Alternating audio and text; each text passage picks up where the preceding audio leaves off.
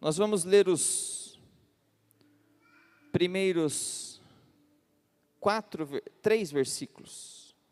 4 versículos.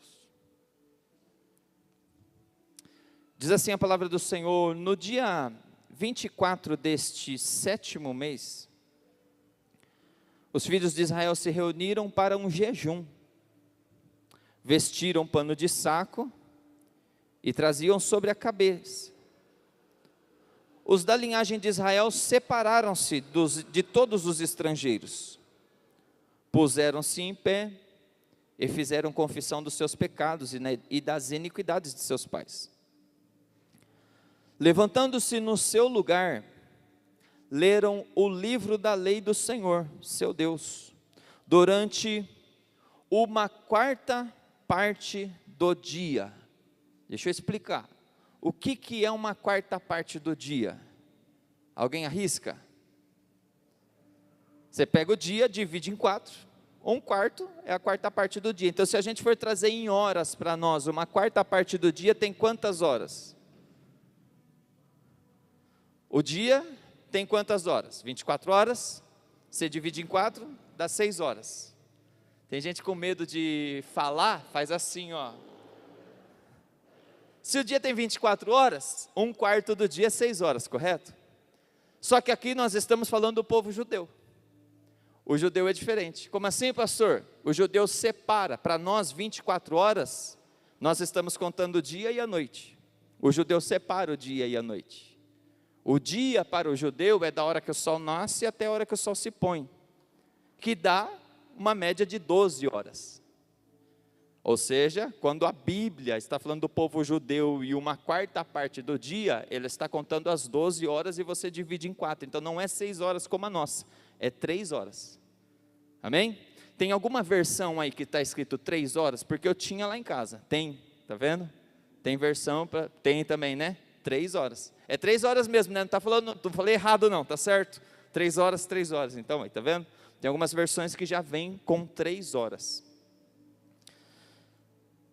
Verso 3: levantando-se do seu lugar, ler o livro da lei do Senhor, seu Deus, durante uma quarta parte do dia. E durante a outra quarta parte do dia, fizeram confissão e adoraram ao Senhor seu Deus. Resumindo, era 6 horas de comunhão com Deus. 3 horas lendo e 3 horas confessando e adorando, ou seja, se relacionando com Deus. Meus irmãos, nós estamos numa reta final. Creio eu que de 2 a 4 semanas a gente encerra o livro de Neemias. Falta 4 capítulos depois desse, mas daqui para o final é mais nomes do que textos e histórias mesmo. Mas temos algumas coisas que nós temos que falar. Para quem está acompanhando desde o começo sabe, mas capítulo 1, Neemias ele fica sabendo o estado de Israel, da sua terra, a terra dos seus pais. Ele estava no conforto. Neemias era funcionário do rei, não apenas funcionário, mas copeiro. Onde o rei estava, Neemias estava, tanto que quando chega a notícia, ele está no palácio de férias do rei. O rei vai tirar férias, Neemias vai junto, como um funcionário. Mas come do que o rei come e vive tranquilo, fica tranquilo. Eu sei que você vai ouvir eu falar bastante, vai ver, mas o que tem a ver com o tema? Fique em paz, tá bom? A gente chega lá sem pressa. Se não chegar hoje, a gente chega semana que vem. Mas Neemias, ele fica sabendo e ele decide abrir mão. E é difícil para nós hoje entender os motivos de Neemias abrir mão. A gente entende no racional. Mas fazer o que Neemias fez é difícil encontrar em nós alguém que tenha coragem. Porque ele sai do conforto, ele abraça uma missão. E essa missão, que benefício humano traz para Neemias? Nada. Humanamente falando, ele sai do conforto e começa a ser perseguido. Ele sai para aquilo que nós chamamos hoje do ar-condicionado para ir trabalhar de peão no sol. Ele sai de se alimentar com as iguarias do rei para lidar com gente. E quem trabalha aqui e lida com gente sabe que é um desafio muito grande. E se é um desafio para nós lidarmos com gente, imagina para Neemias lidar com o povo de Israel. O povo de Israel não era flor que se cheirasse. E ainda tinha os inimigos. Ele vai, capítulo 2 é ele chegando, projetando, olhando, inspecionando o que deveria fazer. Nós aprendemos que não é apenas o que eu ouço, que eu tenho que abraçar e fazer, mas o que eu ouço me desperta, mas antes de eu colocar a mão eu preciso fazer uma inspeção e ver com os meus próprios olhos o que precisa ser feito. No capítulo 3 nós ficamos 10 semanas no capítulo 3, porque no capítulo 3 fala da reparação das portas e dos muros. Tudo isso tem no YouTube, eu acho. No começo não tinha, né? Mas de umas 2 semanas para frente já tem no YouTube. Falamos detalhadamente de cada porta, de cada uma das portas. Capítulo 4, 5 e 6, nós falamos de coisas que estavam acontecendo durante o capítulo 3. Porque no capítulo 3 fala da construção, essa porta, e aí a gente veio para o significado da porta. 4, 5 e 6, os capítulos 4, 5 e 6, são perseguições e lutas que aconteceram enquanto estava acontecendo aqueles reparos. Capítulo 7, foi o que nós falamos a semana passada, já é um pós. Está tudo reparado, está tudo certo, vitória, glória a Deus, mas a luta continua. Precisa colocar guardas, precisa vigiar para não perder aquilo que foi reconstruído, porque um dia o que tinha sido construído foi destruído por falta de vigilância. Então Neemias ele se preocupa em pôr guardas tanto nas portas quanto nos muros. Capítulo 8, nós falamos durante, não foi a semana passada, já faz algumas semanas, porque o capítulo 8 fala quando Esdras ele lê o livro da lei, que é a Bíblia para eles na época. Não tinha ainda para Esdras o livro de Esdras, não tinha para Esdras ainda o livro de Neemias, mas a lei, que era o que eles seguiam, já existia, e Esdras lê o livro da lei, na frente da porta das águas. É por isso que quando nós falamos da porta das águas, nós já pregamos sobre o capítulo 8, por isso que hoje eu estou pulando. Mas hoje nós continuaremos essa questão da porta das águas, do que Esdras fez. No capítulo 8, Esdras, depois de tudo isso, eu fiz questão de fazer esse plano de fundo para você entender a sequência da história.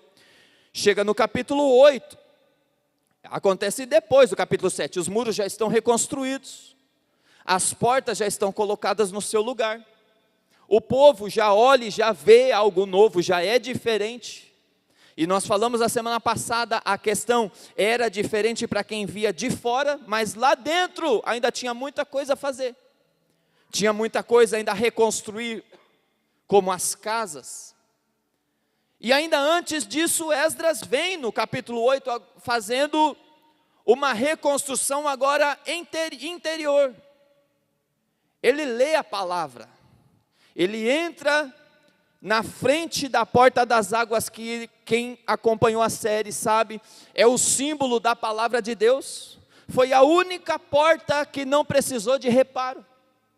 Como assim? Não precisou reparar, não precisou refazer, ela estava lá. Por quê? Porque se ela simboliza a palavra de Deus, ela não fica vencida, ela não deprecia, ela não cai, ela não volta atrás.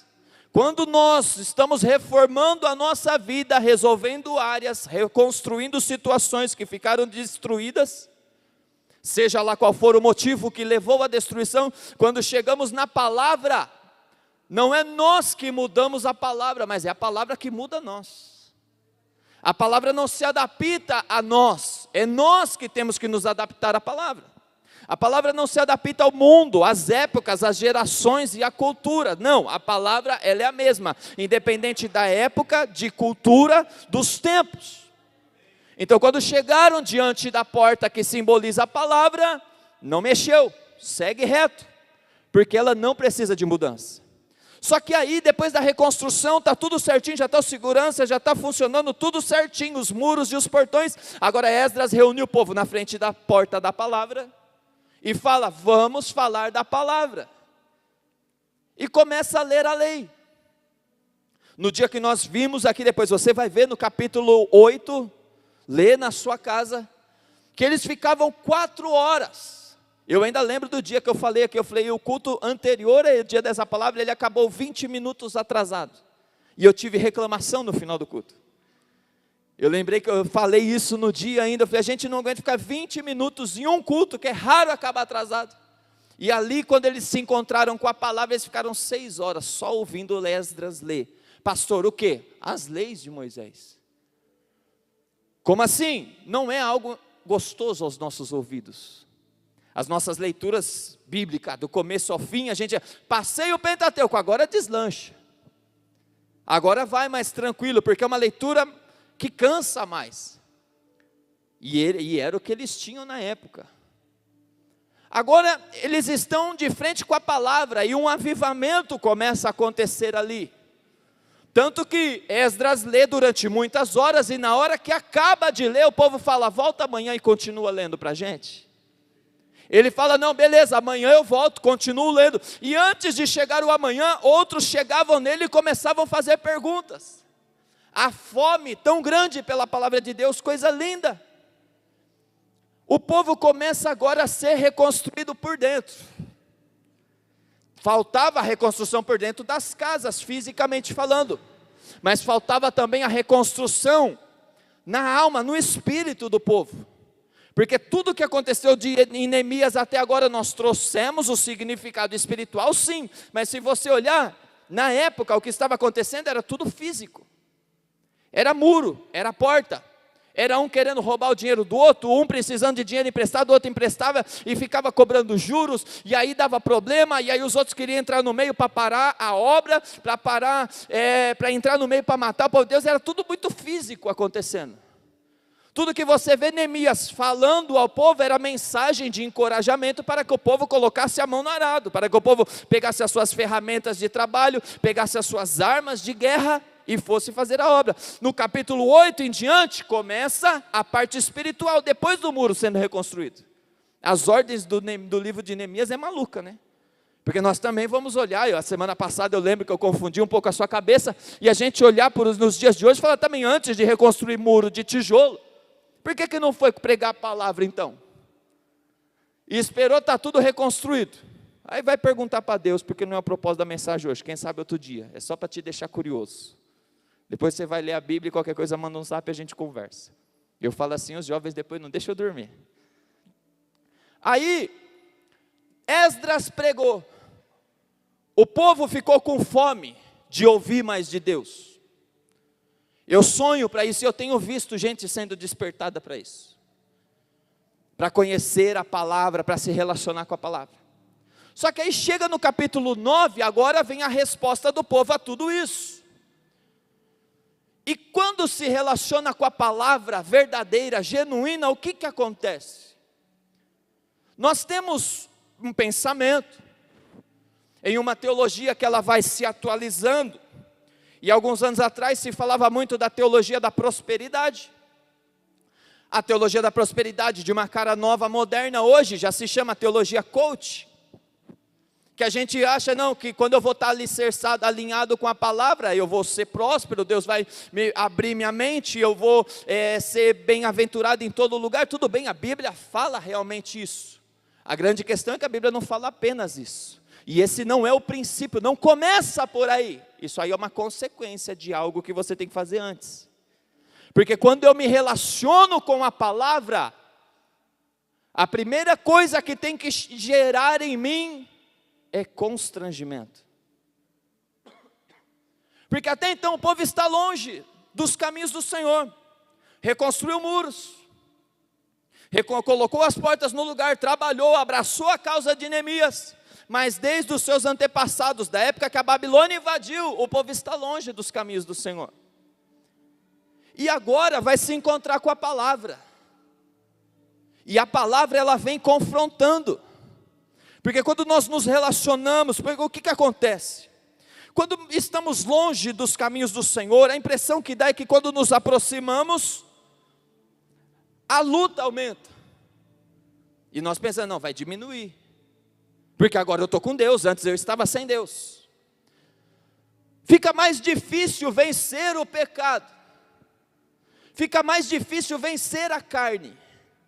E a gente pensa, não, agora vai ficar mais fácil, porque agora eu estou com Deus. A grande questão é, quando nós abrimos a palavra de Deus, ela começa, como diz no Salmo 119, ser luz para o nosso caminho, lâmpada para os nossos pés. Então o que acontece? Ela acende uma luz dentro de nós, e nós começamos a nos incomodar com as coisas que nós fazíamos, e antes de nos relacionarmos com a palavra, não nos incomodava. Não é que começou a fazer mais, é que antes era normal para mim, mas agora eu estou incomodado com isso. Agora eu preciso melhorar minha conduta. E não é pastor, não é líder, é a palavra que vai iluminando isso, e eu vou vendo, baseado na palavra, que eu preciso melhorar a minha conduta. Então, a primeira coisa que acontece quando nós nos relacionamos com a palavra, e o Espírito Santo vai iluminando a nossa vida, o iluminar a nossa vida não é para a gente brilhar, para todo mundo ver a luz de Cristo, não, é para nós vermos os nossos pecados. Lembra da parábola de Jesus com a mulher que, perdendo uma dracma, não acende a luz, tira as coisas do lugar e vai procurando até achar. A luz acesa para procurar aquilo que foi perdido. É o papel da palavra em nós. E aí quando a gente chega se relacionando com a palavra, aquilo que não me incomodava começa a incomodar. E nós nos sentimos cada vez mais fracos, porque a gente luta e na nossa força geralmente não conseguimos vencer. Precisa da misericórdia de Deus, precisa de ajuda de Deus, precisa que Deus segure as nossas mãos para nós, mas nós começamos a nos sentir incomodados.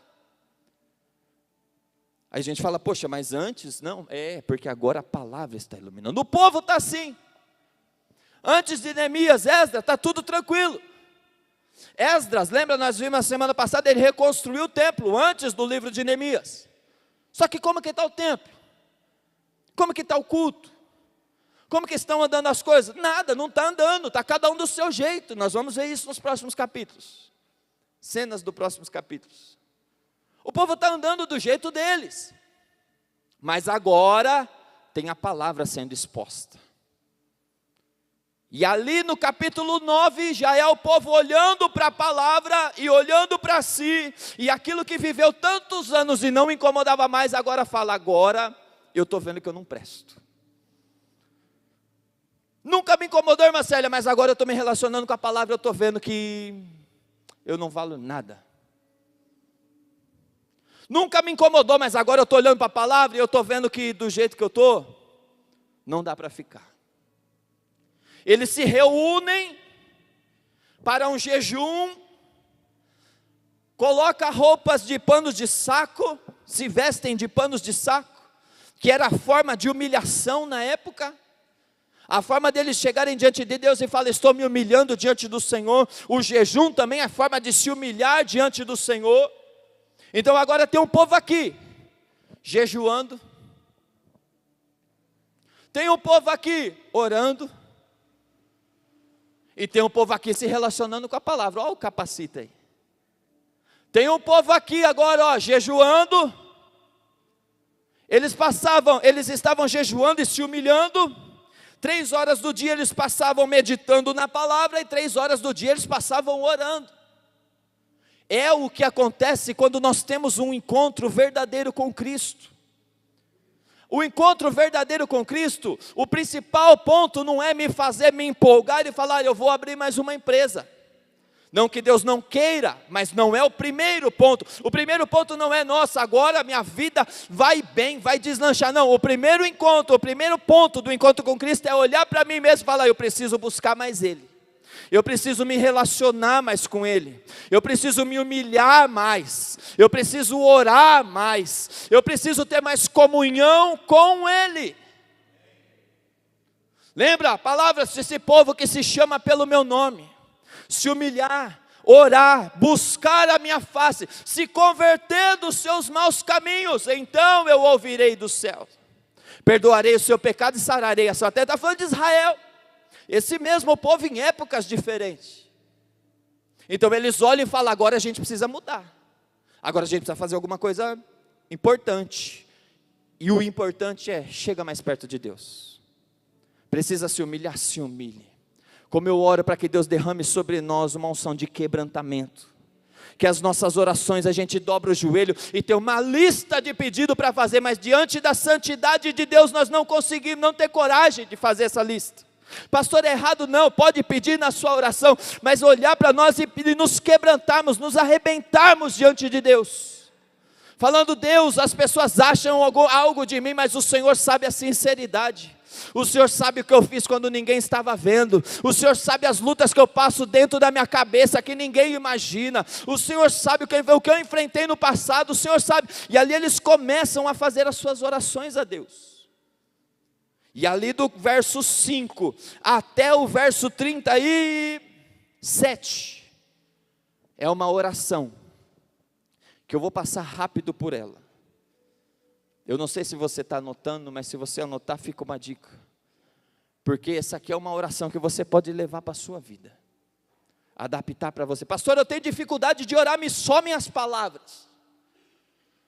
Sabe aquele negócio? Não, hoje Deus falou comigo, eu estou empolgado, eu vou orar 2 horas seguidas, com 10 minutos, acabou as palavras, eu já cochilei, já me perdi 3 vezes na oração. Você pensa que é só com você que acontece isso? Você pensa?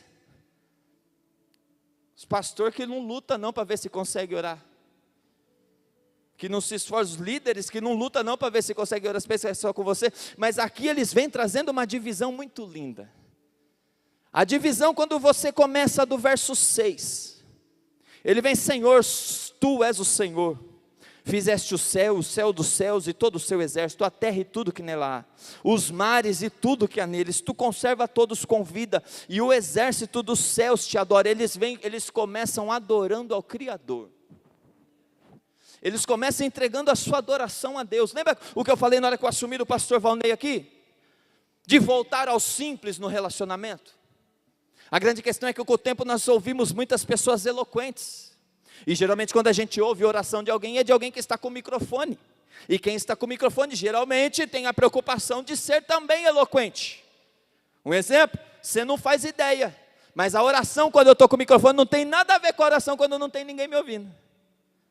As palavras, se você ouve, eu falo isso muitas vezes, se você ouve as palavras que eu falo com Deus no particular, talvez você se escandaliza do seu pastor. Da sinceridade quando não tem ninguém ouvindo, e a gente pauta as nossas orações daquilo que a gente ouve, nos microfones, nas lives, na TV, nas grandes igrejas.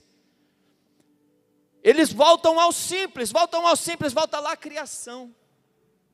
Eles voltam a orar, a adorar a Deus, a exaltar a Deus antes de pedir alguma coisa. Lembra que eles estão se humilhando, eles têm muita coisa para falar com Deus na sua oração. Eles estão com os pecados dele gritando no coração e na mente, querendo expor para Deus. Mas antes de tudo isso, eles se dedicam à adoração, a adorar ao Criador.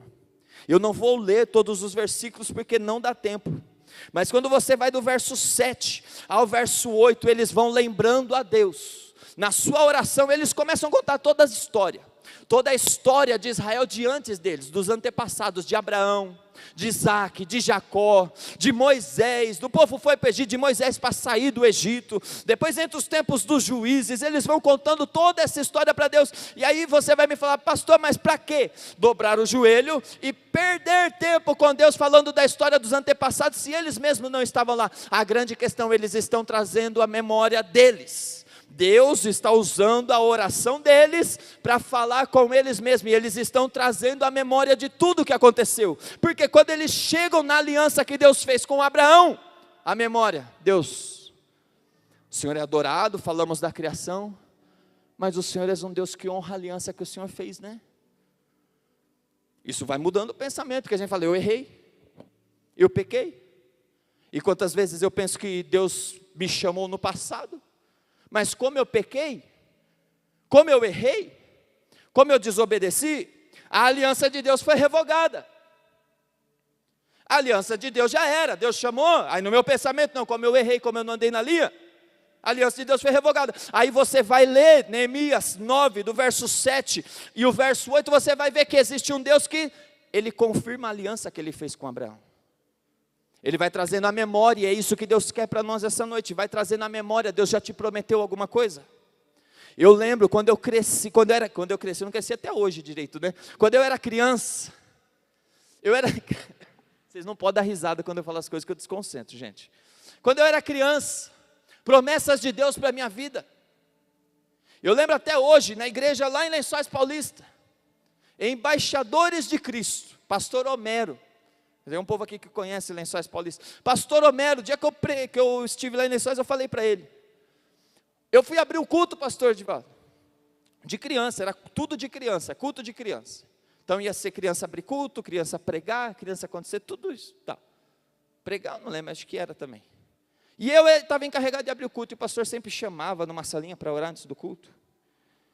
Aí ele abriu assim, costumes antigos, tem gente que respeita, se você não concorda, mas ele agia assim. Abri a Bíblia, vamos ver o que Deus vai falar. Aí abriu em Eclesiastes 1, e nas Bíblias antigas, eu não sei se hoje ainda é assim, Eclesiastes 1, aparece, antes de começar o livro, antes de começar a leitura do capítulo 1, bem grande assim, pregador. Aí ele olhou para mim e falou, eu abri para ver o que Deus vai falar com você, já abriu bem grande na minha cara, pregador, não vou nem ler o versículo. Falando que, já entendi que tinha uma promessa ali. O tempo passou. Por incrível que pareça, por um tempo eu até fui pregador, sabe, mais avivalista. Sabe aquelas cópias de Marco Feliciano? Eu cresci nesse meio, pegar congresso e tal, e eu lembrei disso. O tempo se passou e eu me afastei dos caminhos do Senhor. Desviei.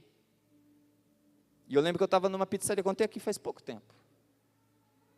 Eu estava numa pizzaria trabalhando. E o uniforme era um sapato social, uma calça social, uma camisa social e um avental grande, cabelinho alinhado no gel. E chega um pregador lá para comer. Eu conheci o pregador porque antes de eu me afastar eu já sabia quem era. Ele veio pregar aqui para a região, a pizzaria era conhecida, bem famosa assim. Então eles foram para lá. Estou servindo. E a roupa, você vai falar social, tal, roupa de crente, não, mas todos os garçons, homens e mulheres, estavam usando a mesma roupa. O pregador olhou para mim e falou, tu é crente, né? E eu trabalhando bêbado, porque a gente bebia lá dentro, escondido. Falei, cara, pizzaria lotada, tinha mais de 120 pessoas para o lado de fora, esperando os de dentro sair para entrar, para você ter ideia da loucura que estava. Falei, não dá para ficar conversando. Eu falei, sou. Sabe, tipo assim, passa ré, sou. Ele falou, sabe por que eu perguntei? Porque o teu espírito testificou com o meu aqui. Eu falei, é. Tipo aquele tem mais gente para atender, tem mais coisa para fazer. Aí o teu espírito testificou com o meu. Eu falei, tá bom. Ele falou, e Deus está falando para você, volta, porque a promessa que Ele fez para você ainda está de pé. Eu olhei, você pensa que eu temi na hora? Eu voltei para a minha vida louca. Meu pai me chama um dia para ir na igreja do pastor José Serafim. Eu estou falando pastor Marcelo porque ele vai pregar lá por esses dias. Pastor José Serafim, meu pai chama. Muito louco, falei, não, vou. Cheguei lá, nem entrei na igreja, fiquei do outro lado da rua, sabe assim, imagina lá no posto, olhando, sentado, fomos na excursão com o pessoal da igreja que meu pai pastoreava. Aí de repente sobe uma mulher, a mulher era pregadora do culto. Meu pai sentado no púlpito, assim, tinha as cadeiras, não é antigamente, é o estilo da igreja, que até hoje as igrejas têm, né? Aquelas cadeiras que os pastores ficam no púlpito sentado. E a mulher olha e eu lá do outro lado, pastor Edivaldo, na rua. A mulher não conhecia meu pai, não sabia quem era. Ao invés de ir lá entregar a profecia para mim, entregou para o meu pai no púlpito e eu assistindo. Ela falou, fica tranquilo, eu estou puxando o seu filho de volta. A promessa que eu fiz na vida dele está de pé. E eu lá fora, olhando tudo isso, falei, meu Deus. Mas a falta de temor, e Deus puxou e eu quis ficar, e aí deu uma quebradinha um pouco. Aí a gente vai sendo teimoso, e Deus está puxando a corda, e a gente está querendo ficar, e vai quebrando um pouquinho mais, mas a grande questão, a gente nunca vai vencer de Deus. Se a gente cede mais fácil, a gente se quebra menos, é simples assim. Se a gente cede mais fácil à vontade de Deus, a gente se quebra menos, mas os planos dele não vai ser frustrado. E aí o Senhor cumpriu a promessa dele de viver a obra dele, de viver o reino dele. Por que eu estou falando tudo isso? Porque o Senhor fez promessas na sua vida. Eu sei que cada um aqui carrega promessas, talvez da sua infância, talvez com o tempo, e você pensa assim, passou, Deus me deu os dons, e eu perdi os dons pela vida, Deus me deu talentos, e devido à minha conduta eu perdi. Não, as promessas de Deus continuam em pé. O povo, na hora que vai orar, ele lembra: Deus, o Senhor cumpriu a sua promessa na vida de Abraão, de Isaac, de Jacó. Isso vai lembrando a memória deles, falando: eu sei que o Senhor vai cumprir na minha vida. Esse é o propósito. Aí do verso 9 ao verso 11, você vai ver que eles estão falando da libertação. Quantas vezes carregamos? Eles estão falando da libertação do Egito. O povo foi para o Egito, não, era plano de Deus também ir para o Egito, porque Deus já tinha avisado a Abraão. O povo está no Egito sendo oprimido, e eles orando e falando: Deus, o Senhor criou tudo, o Senhor é um Deus de aliança. O povo andou errado, e mesmo o povo andando errado, o Senhor tirou eles com mão forte do Egito. O Senhor é um Deus que liberta. O Senhor é um Deus que liberta, e o tempo passa, a gente não acredita. Eu vi o Dani passando magrinho, por isso que eu estou falando com você agora. Eu vi o Dani, não foi, Diniz, né? Estava aqui conversando, o Dani passou, eu achei até que ele estava internado. O Senhor é um Deus que liberta. Pode passar o tempo, se Ele tem uma promessa, se Ele tem uma palavra, Ele realiza, Ele traz. O povo passou 400 anos no Egito, mas Deus tinha uma promessa de tirar o povo de lá com mão forte, e o Senhor cumpriu, porque Ele não é homem para se arrepender, para mentir. Ele falou, Ele cumpre. Tudo isso o povo vai trazendo à memória, enquanto está com o coração quebrantado, porque se encontrou com a palavra e vai falando com Deus a história, e Deus vai fluindo na vida deles. E fala de Deus guiar o povo depois que ele sai do Egito. Do verso 12 ao verso 14, eles vêm falando da forma que Deus guiou: coluna de fogo, nuvem. O povo não caminhava para onde eles queriam, eles caminhavam para onde a nuvem levava, para onde a coluna levava. E aí fala da nossa conduta. Deus, eu quero viver seus propósitos. Então Deus, não é minha vontade e a nuvem que tem que me seguir. Não é eu vou para onde eu quero e a coluna tem que me seguir. O Senhor é um Deus que conduz, o Senhor é um Deus que guia o teu povo. Tudo isso na oração eles estão falando. E eles estão crendo. Quando eles falam isso, eles entendem que Deus é soberano e está se submetendo à vontade de Deus. Nas entrelinhas, o que eles estão querendo dizer: Deus, durante todos esses anos nós andamos segundo os nossos propósitos. Durante todo esse tempo nós andamos segundo a nossa vontade. Mas a partir de agora, o meu caminhar vai ser: a nuvem andou, eu vou andar. A coluna andou, eu vou andar. Parou, eu paro também. Mas vai ficar quanto tempo parado, atrasando a vida? Estando no centro do propósito, no centro da vontade de Deus, não é atraso de vida. O tempo de Deus é diferente do nosso, os planos dele é diferente do nosso. A gente não costuma saber qual é o plano e qual é o projeto dele, mas a gente pode andar simplesmente quando a nuvem andar. Se a nuvem parar, a nuvem parou, e eu estou parado também. Eu não quero ir aonde Deus não quer que eu esteja. Por mais que eu avance, por mais que dê certo, por mais que cresça humanamente falando, mas não andou a nuvem, eu não vou andar. Estão andando guiados pelo propósito de Deus. E olha que lindo. Aí do verso 16, aqui eu quero ler um pouco com você. Porque o povo está falando assim: e nós fomos rebeldes. Verso 16, porém eles, é a continuação da oração, tá? Aqui eles estão falando com Deus. Porém eles, os nossos pais, se tornaram arrogantes e teimosos, e não deram ouvidos aos teus mandamentos. Eles viram tudo isso e não deram ouvido aos teus mandamentos. Verso 17, recusaram ouvir-te, e não se lembraram das suas maravilhas que fizeste no meio deles. Foram teimosos, e na sua rebelião, ou seja, foram rebeldes, escolheram um chefe com um propósito, de voltarem para a sua servidão no Egito. Ele está falando: Deus, o Senhor estava libertando os nossos pais. Quando fala pais, não é pais propriamente, mas é os antepassados. E eles foram teimosos, não te ouviram, quiseram levantar um chefe para voltar à servidão no Egito. Só que aí vem falando da beleza de Deus, ó. A parte B do verso 17. Porém tu, ó perdoador, bondoso e compassivo, tardio em irar-se, grande em bondade, tu não os abandonaste, Isso é para quebrar a gente, quando a gente pensa que o meu pecado, pecou, se arrepende. Aqui é um povo que errou, e eles estão falando dos seus antepassados, e eles vêm eles foram teimosos, eles foram rebeldes, eles andaram, eles desobedeceram a Deus, eles abriram mão do propósito de Deus, e ele está falando, mas o Senhor, Deus, o Senhor não pagou com a mesma moeda, tu foi bondoso, tu foi perdoador, tu foi compassivo, tu até se irou, mas demorou para se irar, o Senhor foi bondoso e não abandonou. Quando nós olhamos para a nossa trajetória, o diabo gosta de trazer culpa à nossa mente.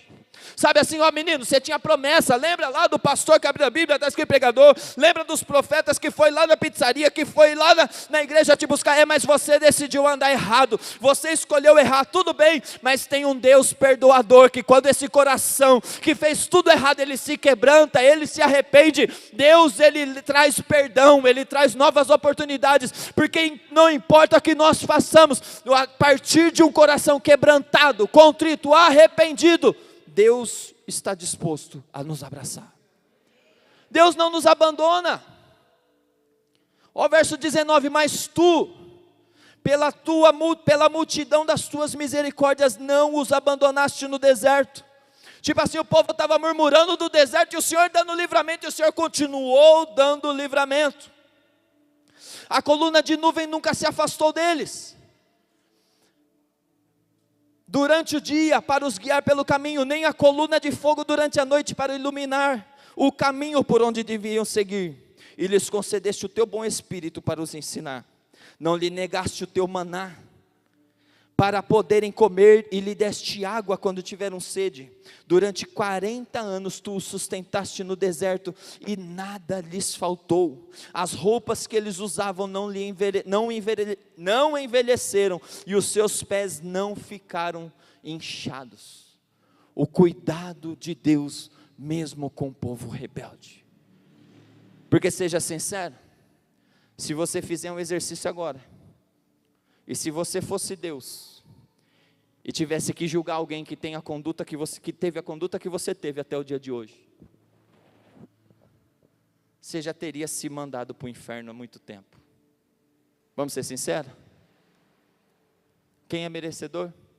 Se eu fosse Deus com o critério que eu julgo os outros, por mais amor que tenha, mas olhar para nós e ver toda a nossa conduta até o dia de hoje, ainda bem que nós não somos Deus.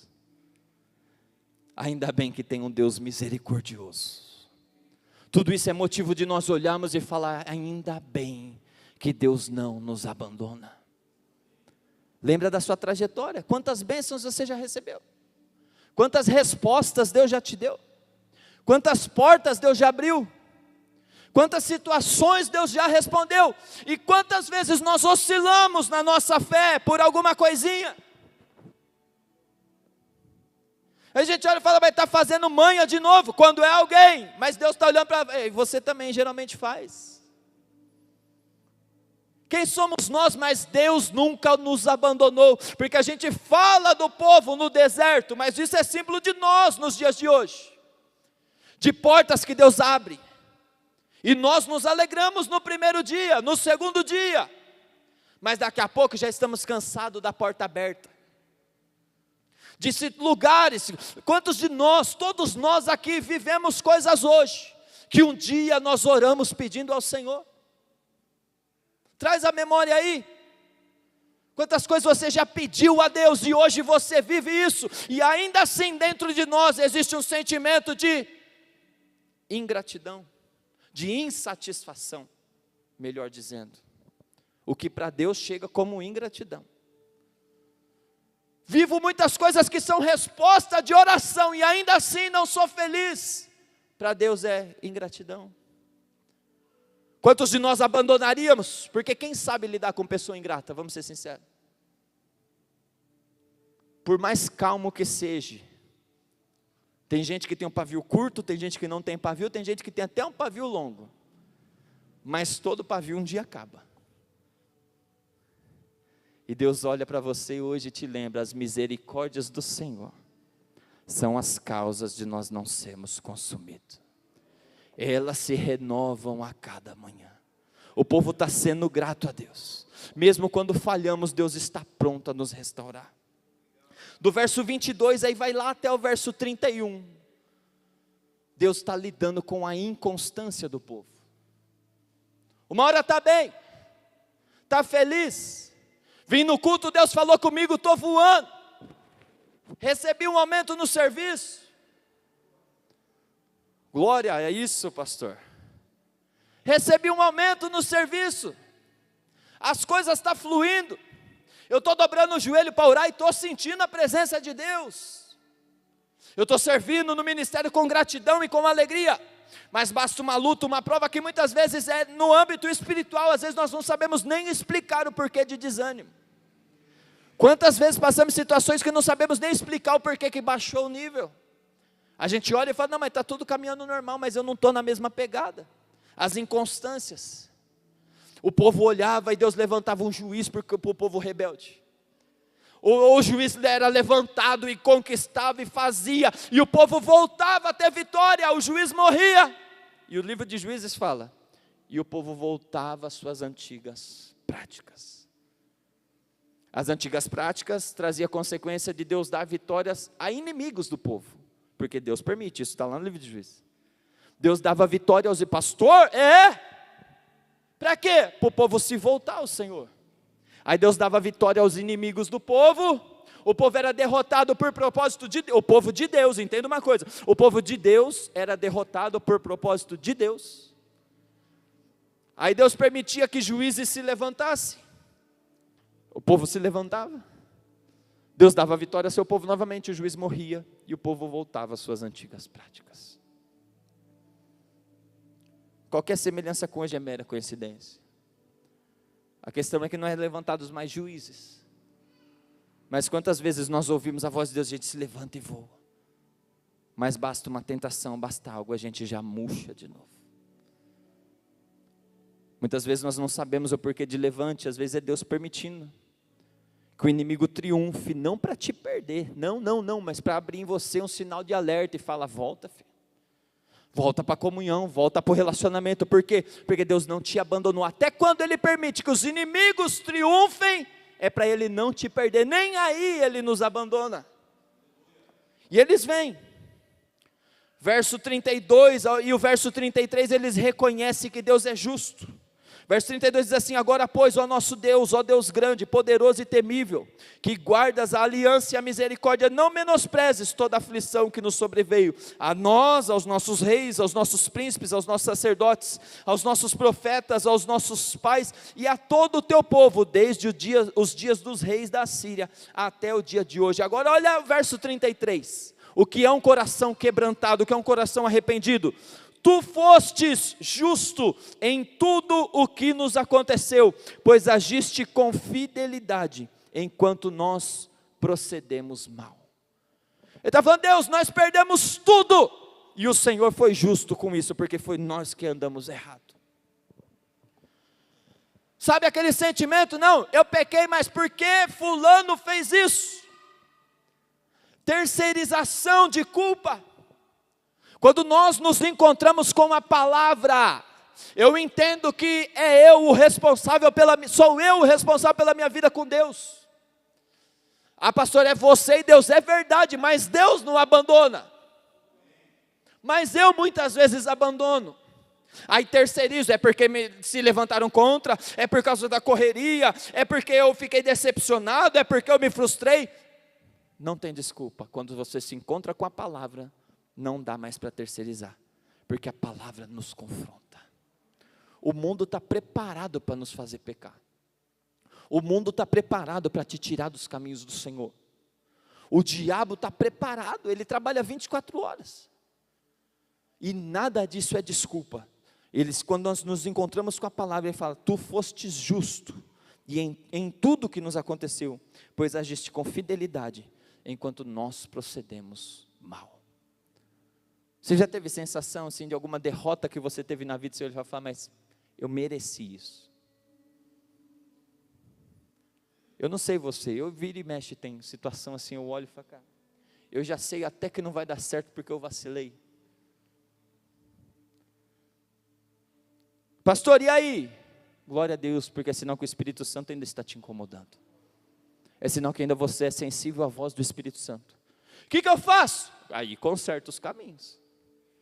Aí conserta o caminhar. E segue embora. Quando chega do verso 36 e o verso 37, nós vamos ver que eles continuam escravos na terra prometida. Como assim, pastor? Vamos ler verso 36 e 37 para encerrar?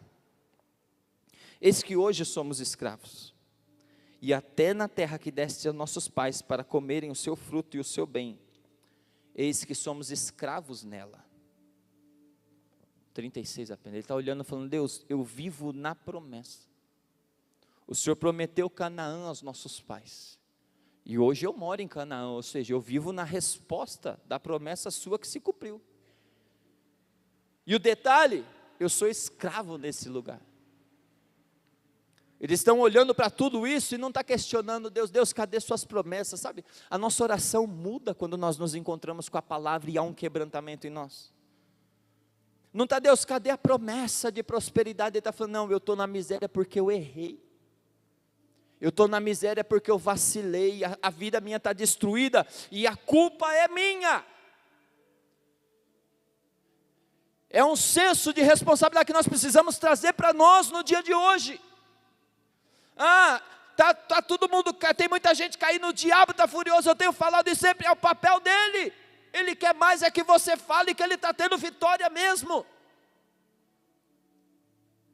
Família sendo destruída, o diabo está bravo mesmo, nossa, o diabo não brinca não, é verdade. O problema é que muitas vezes nós estamos brincando. E aí vive resposta de oração, promessas cumpridas. O povo estava vivendo a realização de uma promessa de Deus, mas o tempo passou, eles não andaram na linha, até na promessa de Deus eles se tornaram escravos. O inimigo entrou lá e comandou eles dentro da terra que Deus prometeu dar a eles. Só que agora é um coração quebrantado, é um coração contrito, é um povo arrependido, e eles estão em jejum, unidos, vestidos de pano de saco, e entregando a Deus toda a sua realidade, falando, Deus, eu não estou assim por causa do meu pai, eu não estou assim por causa da minha mãe, eu não estou assim porque eles falaram dos antepassados, mas nós não estamos aqui por causa da nossa família, todo mundo errou, mas cabe a nós agora consertar a nossa caminhada. Eles erraram, nós erramos, estamos pagando por isso, mas cabe a nós consertarmos os nossos caminhos. Eles vêm com arrependimento diante de Deus, é a oração mais longa que você vê na Bíblia. É a oração mais longa e não é pedindo nada, é só se arrependendo, é só confessando os seus pecados, não jogando a culpa em ninguém, nem em Deus, nem no próximo. Por quê? Porque antes dessa oração eles tiveram um encontro com a palavra, e a palavra mostrou para eles a miséria que eles estavam. Não terceirizaram nada. Verso 37, seus abundantes produtos são para os reis, que puseste sobre nós por causa do nosso pecado. Estes reis dominam sobre nós, sobre o nosso gado, como bem entendem. Nós estamos em grande angústia. Olha o sentimento do povo. Lembrando? Os muros já estão reconstruídos, era para estar em alegria. As portas já estão colocadas no lugar, era para estar em alegria. O Sanbalat e Tobias, nesse capítulo, ficou quieto. Primeiro que eles ficam quietos. Era para estar tudo muito lindo. Mas quando nós temos um encontro com nós mesmos, Deus mostra para nós os nossos pecados, ilumina luz em nossa vida. Nós vemos que o nosso pior inimigo não é Sanbalat e Tobias. Nosso pior inimigo não é os nossos irmãos. A nossa maior luta é interna, é nós mesmos. Com a nossa realidade. Com nós mesmos. Que eles estão olhando e falando, nós estamos em miséria, mas não é por Sanbalat, não é por Tobias, não é pela Babilônia, não é pelo Senhor, é porque nós andamos errado. Mas mesmo assim o Senhor nunca nos abandonou. O compromisso no verso 38 foi renovado, eles falam um monte, mas no verso 38 eles dizem assim, por causa de tudo isso, Nós fizemos uma aliança fiel por escrito, e os nossos príncipes, os nossos levitas e os nossos sacerdotes puseram seus selos sobre ela. Eles abriram todo o texto, 37 versículos falando da sua miséria, falando da sua desgraça, falando da sua conduta errada, e no final eles falam: mas eu renovo a minha aliança com o Senhor hoje, eu volto a andar na linha hoje. Nossos antepassados andaram errado, nós andamos errado, mas isso não vai continuar assim. Hoje eu renovo a minha aliança com o Senhor. Um arrependimento verdadeiro leva a decisões práticas e compromisso com Deus. Se coloque em pé.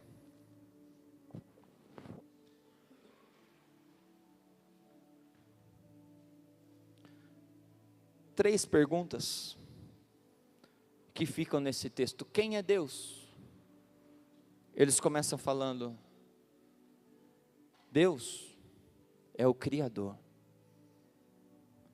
Quando você começa, eu não sei as suas orações, porque geralmente quando eu estou orando, e eu vejo tudo que Deus colocou na minha mão, família, filhos, igreja, eu olho e falo: Deus, eu não consigo organizar, não tem 100 membros e eu tenho dificuldade de organizar, Deus. Aí eu começo a lembrar do Criador. Aí eu fui fazer uma pesquisinha rápida, porque eu vou lembrar do Criador, eu falei: Ele governa tudo. Eu não consigo cuidar de 100 pessoas com atenção. Aí Deus colocou na terra mais de 8 bilhões de pessoas, e Ele consegue cuidar de um por um. Só que o detalhe é que Deus não cuida só de pessoas, de tudo que há na terra, da natureza, dos animais. Eu não consegui achar uma pesquisa de todos os animais, quanto tem assim, uma média. Só que você vai dar risada, mas o que mais tem é galinha. Na terra, sabe quanto tem de galinha? Mais de 35 bilhões de galinhas.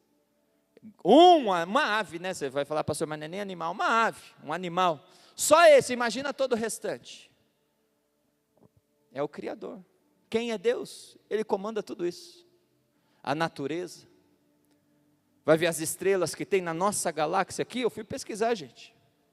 Na nossa galáxia, estima-se que tem entre 100 e 400, é uma variação muito grande, 100 e 400 bilhões de estrelas aqui na Via Láctea. Na nossa galáxia, entre 100 e 400 bilhões de estrelas. Aí você quer ficar mais chocado? Acredita-se que existe mais de 2 trilhões de galáxias. Faz a conta aí. Vamos pegar a média de 100 a 400? Põe 250 bilhões de estrelas. Vezes 2 trilhões. Não tem nem calculadora que faz esse número. Aí, você vai ver lá em Isaías. Coloca para mim Isaías, capítulo 40, verso 25 e verso 26, fazendo favor. Porque são 100, vamos pôr 250 bilhões de estrelas vezes 2 trilhões, não tem nem número. Isaías capítulo 40, verso 25 e verso 26. Com quem vocês vão me comparar, Deus falando? Quem eu seria igual, diz o santo. Pode passar para o 26. Levante os olhos, olhem para o alto e vejam. Quem criou estas coisas? Aquele que faz sair o seu exército de estrelas, todas bem contadas. A gente não tem nem calculadora para fazer o número, todas bem contadas. Cadê? As quais ele chama pelo nome, por ser ele grande em força e forte em poder. Nenhuma só desobedece quando ele chama. Desobediente na criação de Deus é nós. A natureza obedece, os animais obedecem, as estrelas obedecem. Olha para quem está do seu lado e fala: quem você pensa que é para desobedecer? É o Criador. Quem é Deus? É o Criador. A vantagem é que Ele é justo e misericordioso. Quem somos nós? Frágeis, rebeldes, inconstantes, mas ainda assim alvos da graça divina. O que devemos fazer? Reconhecer, confessar e renovar o nosso compromisso com Ele. Feche seus olhos.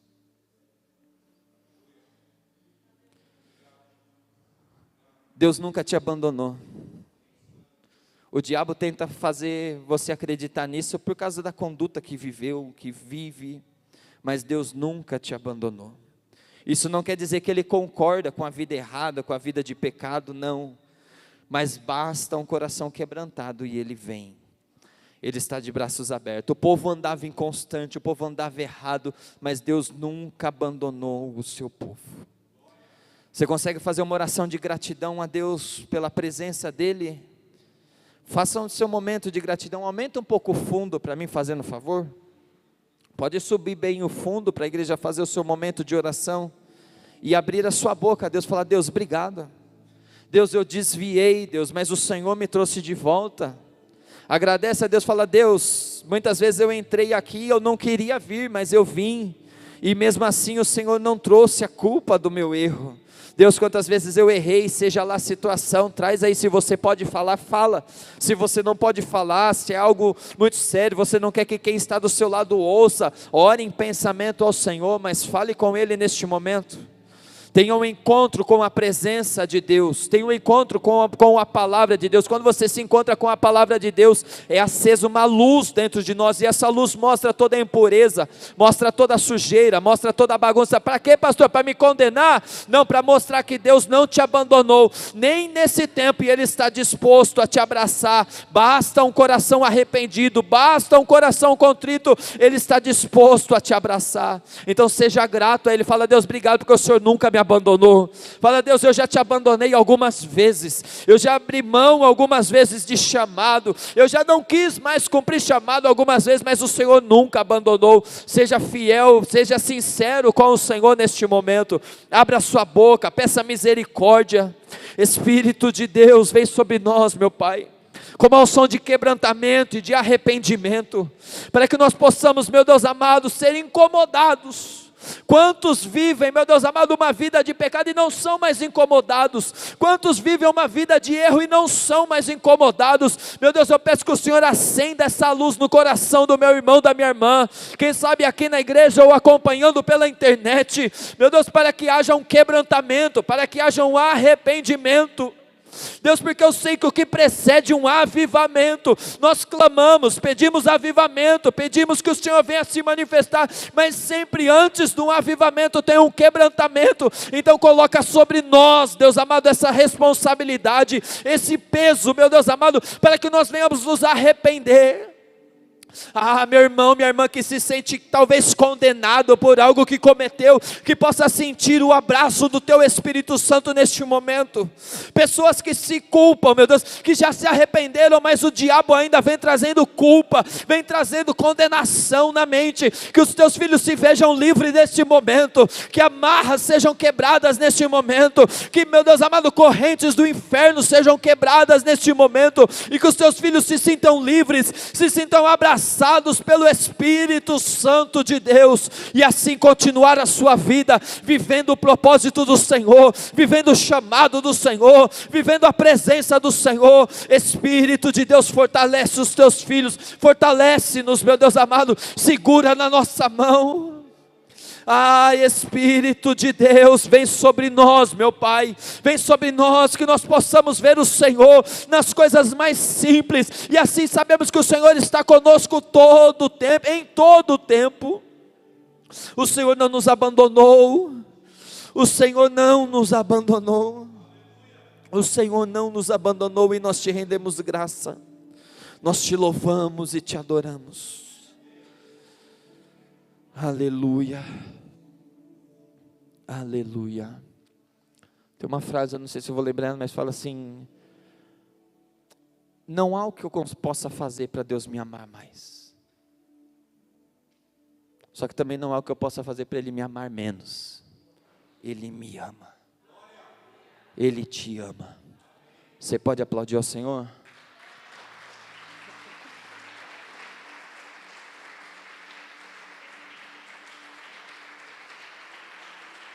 Aleluia, aleluia, amém, igreja?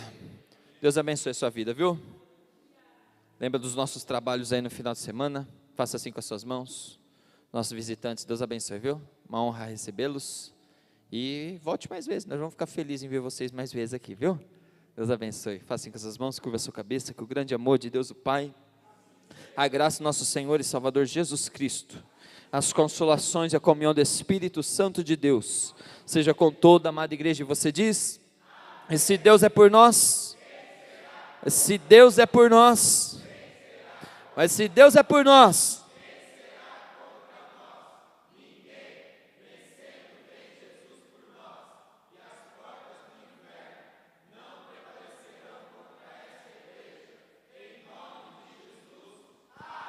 aplaude mais uma vez, dá um abraço a quem está do seu lado. Deus abençoe, gente, bom final de semana. Ó, tem um café.